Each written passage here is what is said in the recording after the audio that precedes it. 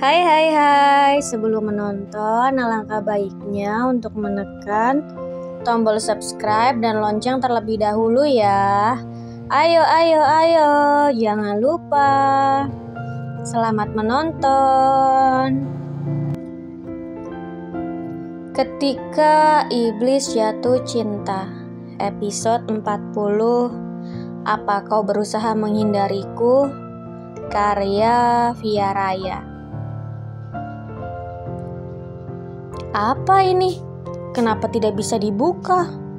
Apa Theo tidak mencabut kuncinya? Batin Iko Sagon bertanya-tanya.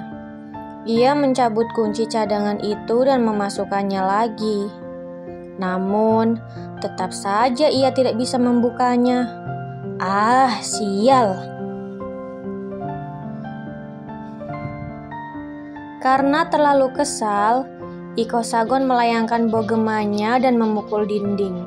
Seluruh tenaganya dikumpulkan hingga punggung tangannya lecet dan mengeluarkan bercak merah. Merasa tidak bisa melakukan apapun, pria itu membuka pintu kamarnya dan masuk ke dalam.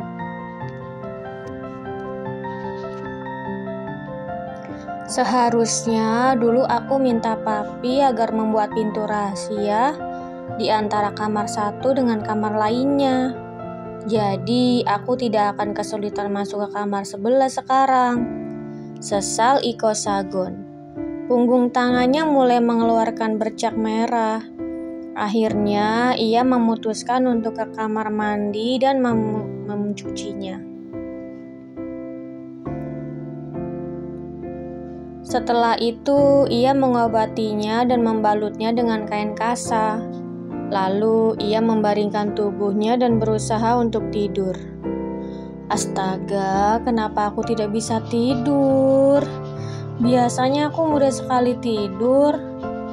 Iko Sagon mengacak rambutnya frustasi sambil menendang-nendang selimut. Alasan pria itu mudah sekali untuk tidur karena ada Theona di sisinya. Karena setiap malam Iko Sagon selalu memeluk wanita itu atau bermain keluar masuk. Jadi tidurnya akan langsung nyenyak dalam sekejap. Apa aku harus menghitung domba juga agar aku bisa tidur? Tanyanya pada dirinya sendiri.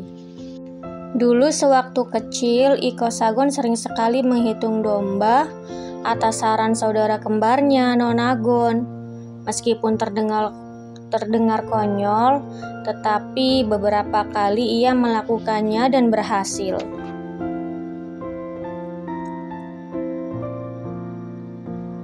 Namun itu dulu sewaktu ia masih kecil dan sekarang ia sudah dewasa. Masa iya di usianya yang hampir menginjak kepala 3, ia harus menghitung domba juga ketika mau tidur? 1 domba, 2 domba, 3 domba, 4 domba, 5 domba. Iko Sagon menghitung sampai 99 kali. Akan tetapi, usahanya itu sama sekali tidak membuahkan hasil. Pria itu mematikan lampu tidur dan dalam keadaan gelap ia menyembunyikan tubuhnya termasuk wajahnya ke dalam selimut. Kemudian ia mencoba memejamkan mata dan berdoa. Berhubung ia tetap tidak bisa tidur, akhirnya ia kembali menghitung domba. Akan tetapi meskipun ia sudah menghitung ribuan kali, ia tetap tidak bisa tidur. Beberapa jam kemudian terdengar suara ayam berkokok dan waktu menunjukkan pukul 4 pagi. Tiba-tiba terdengar suara dengkuran halus dari arah tempat tidur. Sepertinya Iko Sagon berhasil tidur di hitungan domba yang lebih dari 100.000 kali. Kring kring kring. Kring kring kring. Suara alarm jam waker terus berbunyi. Iko Sagon yang belum lama tidur seakan tidak bisa mendengarnya. Padahal suara alarm sangat keras dan memekakan telinga. Kring kring kring. Alarm terus berbunyi dan sebuah tangan dengan otot-otot besar keluar dari selimut dan menekan jam waker itu hingga suara bisingnya terhenti.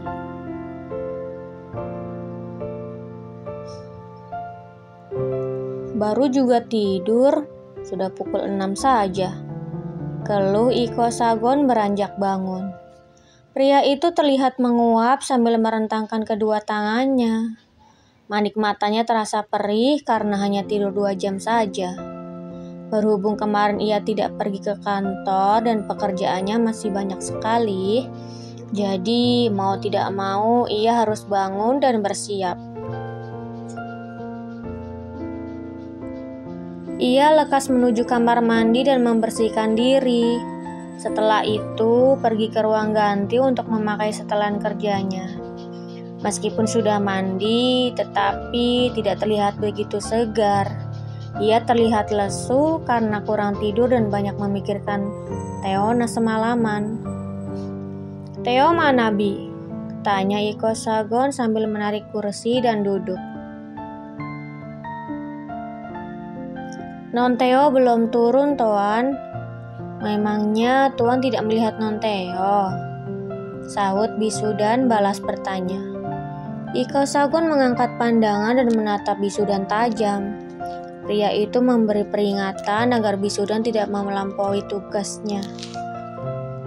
Tidak seharusnya wanita itu balik bertanya dan hanya cukup menjawabnya saja.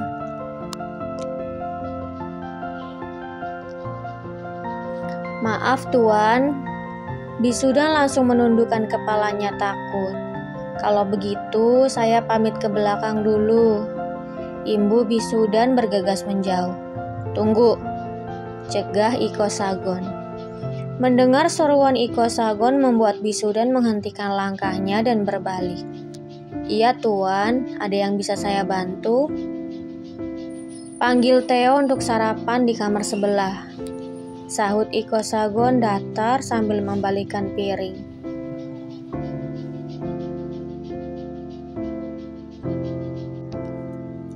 Bisudan terdiam beberapa saat.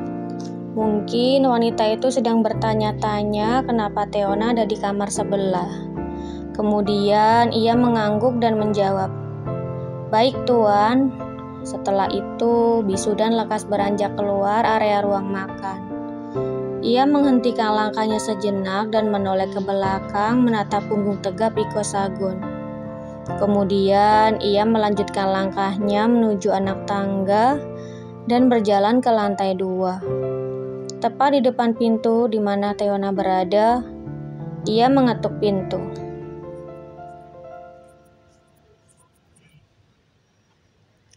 "Non, ini Bibi. Tuan Osa memanggil Non Teo untuk sarapan bersama," kata Bisudan. "Teo belum lapar, Bi. Tolong bilang ke Osa kalau Teo akan pergi sarapan nanti," sahut Teona dari dalam. Ia tidak berencana untuk membuka pintu karena tidak ingin menunjukkan luka di lehernya. Ia lupa mengobati lehernya dan sekarang semakin membiru.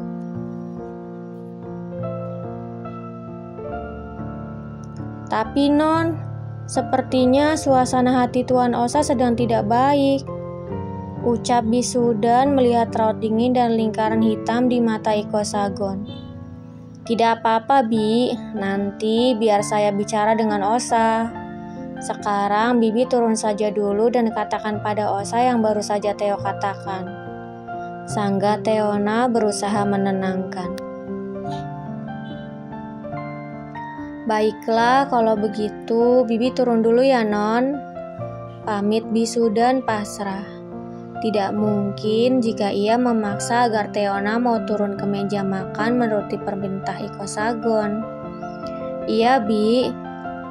Bisudan berjalan menuruni anak tangga dan di kamar, Teona sedang merapatkan telinganya di daun pintu. Ia ingin memastikan bahwa Bisudan sudah benar-benar pergi. Setelah tidak mendengar suara apapun, Teona membuka pintu perlahan dan mengintip.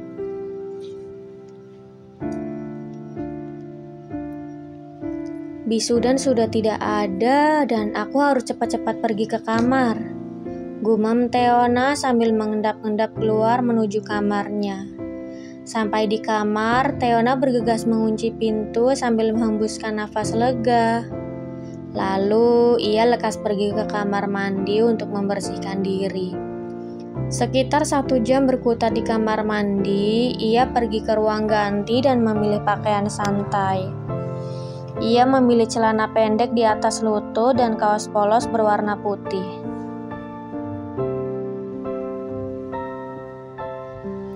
Ah iya, aku harus menyembunyikan luka di leherku. Teona baru teringat akan lukanya. Kemudian ia menyusuri ruang ganti dan mencari syal. Ini dia, imbuhnya. Ia mengulurkan tangannya dan meraih syal berwarna merah marun. Lalu ia memakainya di leher sambil menatap ke arah cermin. Ia berusaha memastikan agar lukanya tidak terlihat oleh orang lain. Aduh, perutku. Teona mengusap perutnya yang terasa keroncongan. Aku yakin Osa sudah berangkat bekerja. Jadi, aku bisa turun ke bawah dan makan. Lanjut Teona sambil melangkah keluar dari area ruang ganti. Wanita itu berjalan sambil bersenandung. Ia memutar kunci, memutar knop pintu perlahan dan mendorongnya perlahan. Oh, Osa! Terkejut Teona mendapati suaminya berdiri di depan pintu sambil melipat kedua tangannya di depan. Apa kau berusaha menghindariku, Theo? Tanya Iko Sagon sinis. Teona bergegas mendorong pintu hendak menutupnya. Namun Iko Sagon sudah bergerak cepat lebih dulu dan masuk ke dalam. Bersambung. Jangan lupa untuk like, komen, share, dan tekan tombol lonceng untuk mendapatkan notifikasi episode selanjutnya. Terima kasih.